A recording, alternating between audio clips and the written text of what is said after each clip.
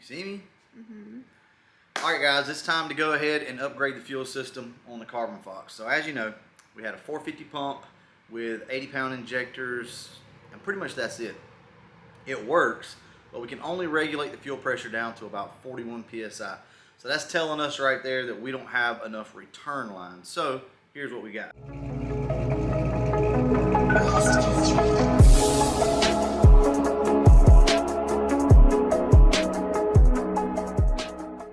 Ordered all of this stuff from Summit, and it's a pretty budget setup here. This is the Pro M fuel hat. As you can see, it has these two connectors on it here, and this is an upgraded return line, so it's the same size as your feed.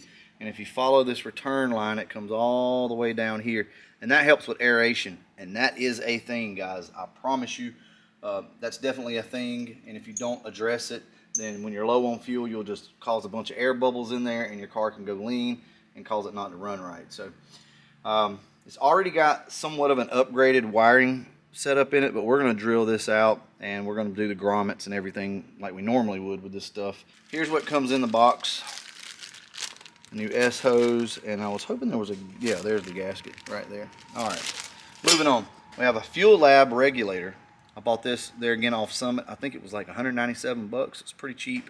And this hanger setup was like 170 something. Okay, this should work fine for what we've got. Now the way we're going to do this is block this one end off. The way that Fuel Lab and most regulators want you to do this is you set this thing down, you come off the back of your fuel rail, you come in, you come out, and into your other fuel rail. This sits in between the two rails. The way we're going to do it is cap the end of it off right here. And we're going to remote mount this thing. So it's going to be over here to the side somewhere, and your fuel rails are going to be here. And then all we're going to do is come out into here, and that's going to be the return, okay? So that's it. We use the Summit fittings or either jegs just because they're good and they work fine. So pretty cheap too. Over here we have our Trick Flow fuel rails. I picked these up from Anderson Ford Motorsport. It was an open box special. So I think I got these for like 199 bucks or something like that. Brand new. We're gonna have 6 AN feed and return. So the way we're gonna cut this, because I don't have a tools, we're just gonna use a cut-off wheel with some tape wrapped around everything and be good to go. I'm going to try to breeze through this install. This is your factory fuel tank, and this is what has to be modified just to make this go in a little easier. Here's what I'm going to try to do. Here are the two marks that you saw on the paper, and these are pretty much almost like 180 out from each other. So what I'm going to try to do here is just kind of dent this in. Now this is a brass rod, guys.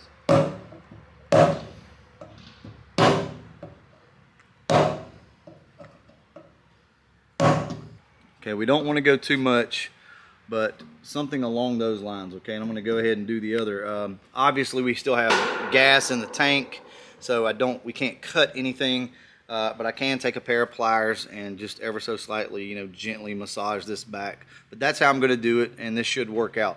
I will have to clean that up, you know, good to make sure that this thing's going to seal, but that stuff's pretty malleable. I wouldn't be too concerned about it.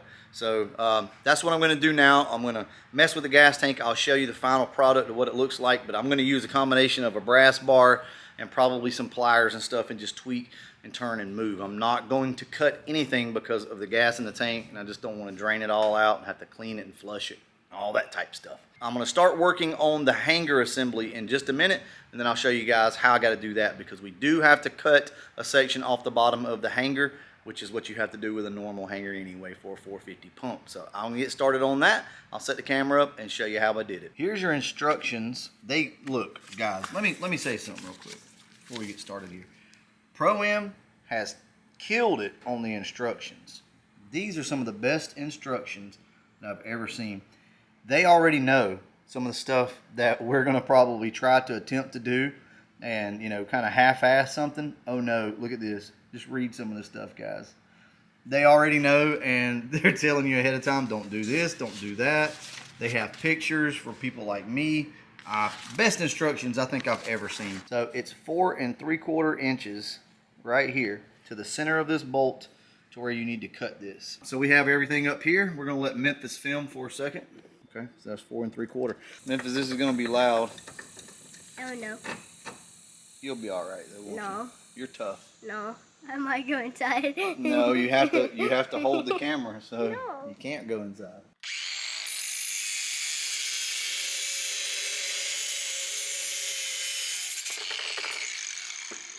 Wear your safety glasses, people. So that's roughly what it's gonna look like after you cut those off. Okay, and from here, I'm just gonna assemble the pump and I'll show you guys what it all looks like. Once again, I had to resort to the zip ties. So, let's talk about this for a second. I've heard a lot of people mention the fact that zip ties will deteriorate in fuel. As far as I know, they don't. And if they do, it's going to take a really long time for that to happen. But you can't get a regular hose clamp around this and it fit in the tank over there. So you got to do what you got to do. Now, in the instructions, they do mention a part number for a clamp, but I couldn't obviously find it at the local auto parts store, and it's something that I'd have to order in. Also, I had to angle the end of the return line to get this thing to go. And there are your fittings. So this is going to flow a lot more fuel. Let me show you why. Okay, so here's our new fittings, right? We'll just focus on the return line because they're the same. I want you to look at the difference of possible flow. That is the difference. So yeah, it's going to be a huge change. Also, I decided to use the factory plug up here. They've done a really good job making sure that this is going to stay secure. This thing should move some power through it. So we're going to try. If it doesn't work and we have issues, then we'll go to hard wiring the pump in straight through the top of the hat. And here's how it's all going to go in.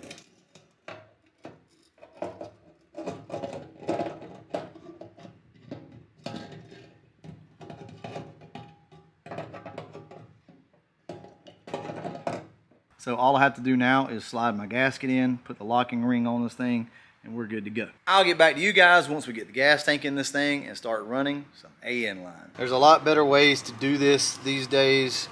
I'm just old school, guys, so I'm gonna do it this way.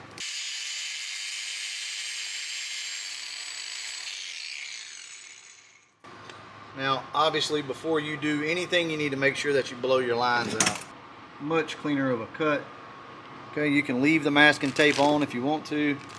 I leave it on because it'll fray sometimes if you don't, but typically you're good to. All right, so let's talk about these particular fittings. How do they work? These are really simple. Just unscrew them like this. Maybe a little too much masking tape. Oh, there we go. So all you gotta do is push it all the way down and then just get this started. They start pretty easily, as you can see. Now, I don't have AN wrenches, so my stuff's gonna get scratched up, but it's fine. I'm not really too concerned about that type stuff.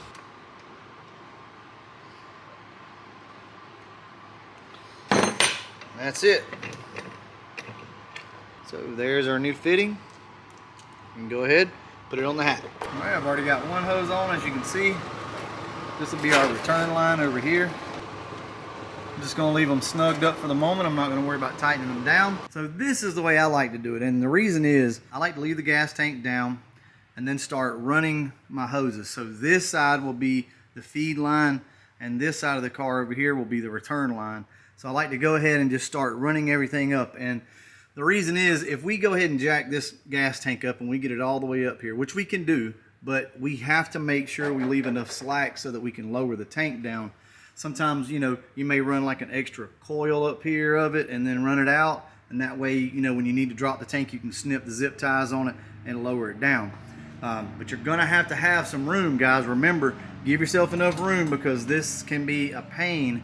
If you've got all this stuff really tight up against the body of the car and you didn't leave yourself any slack, you're screwed. So that's how the connections are done. It's very, very simple. Just to make sure you blow all of your lines out. Once you're done, you can go ahead and run your line. Just don't hook it up yet. And disconnect it back there, blow all your stuff out of your lines, and you'll be good to go. All right, I'll catch back up with you once we get some of this stuff run. I'll show you where it's gonna land in the car. We've got our AN lines ran. This is the return line here. Now, for the moment, everything is just zip tied up because I don't actually have any straps. I forgot to order some. So, guys, make sure that you order the metal straps with the rubber around them so that you can strap your lines up to the body of the car better. But here's the feed line right here. This will stay zip tied up around the vent tube, I think's what that is. We'll zip tie it up really nice, probably 4 or 5 different spots, and we'll follow this line all the way down like this. Okay, that's gonna give us the best run. And it's gonna go in between the muffler up here. As you can see, there's a pretty good gap up here, so we'll keep it tight up against that line. Obviously, this will be up there like that. So go through these fit connectors here from Stifler's. Come all the way up. It's gonna go under the splash guard. So you can see these are the factory fuel lines. We're leaving those in place. And then if you look right up here, this will also be zip tied up nice and neat along with the factory lines. Then it's just gonna come down right here. There again, everything will be tied up nice and neat. And it's just gonna go up right along, right beside all of the factory lines up here. This side will exit over here. This is the return line. It comes down and goes through the transmission brace right here. Up through here, loops around, everything is nice and free, so it's not tight. And then you've seen this already, it's gonna come up and then back right down the center here. Now, this is where you really need these clamps, okay? Because you don't want this thing dangling down here like this. This needs to be pulled up nice and tight, so it's gonna need probably 2 or 3 clamps. And it just comes across here, and for now it's just zip tied up. And this is how the connections look coming out of the side of the tank. It's actually pretty free. Don't see any major issues there. That's how I run my lines. I know a lot of people like to run their feed and their return on one side, but for me, the way I'm going to do my regulator, I think it's going to work out better. So let me go ahead and get the car lowered down, and I'll show you guys exactly what it is we're going to be doing.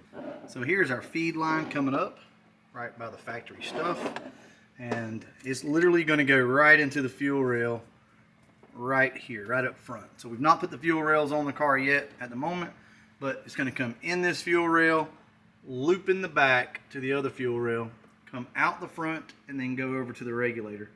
The next thing for me to do is go ahead and remove the intake, get the fuel rails installed, and pretty much just finish this thing up. No big deal. Let me work on this a little bit more, and I'll get back to you guys and show you how it all looks.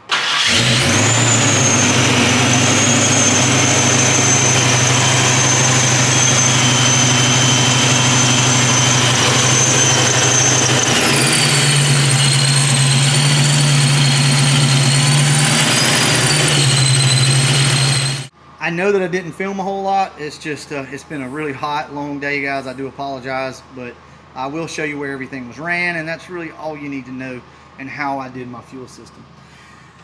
So, as I showed you before, we just came up by the factory lines. We still have to take these out. So we're gonna take this portion of the factory line out, and then we're gonna leave the lines under the car. A straight worked really good right here. We're also gonna have to pin this because we don't have the room to put the connector on, but we just ran a straight in. We looped it in the back here, so I don't know if you guys can see that or not, but it just has a O-ring straight fitting coming out, and then a 90, and then a little piece of hose to cross over in the back and go through the other rail. You can see a 90 right there. There it is. So there's a 90 down there, and that just comes across a little extra line here,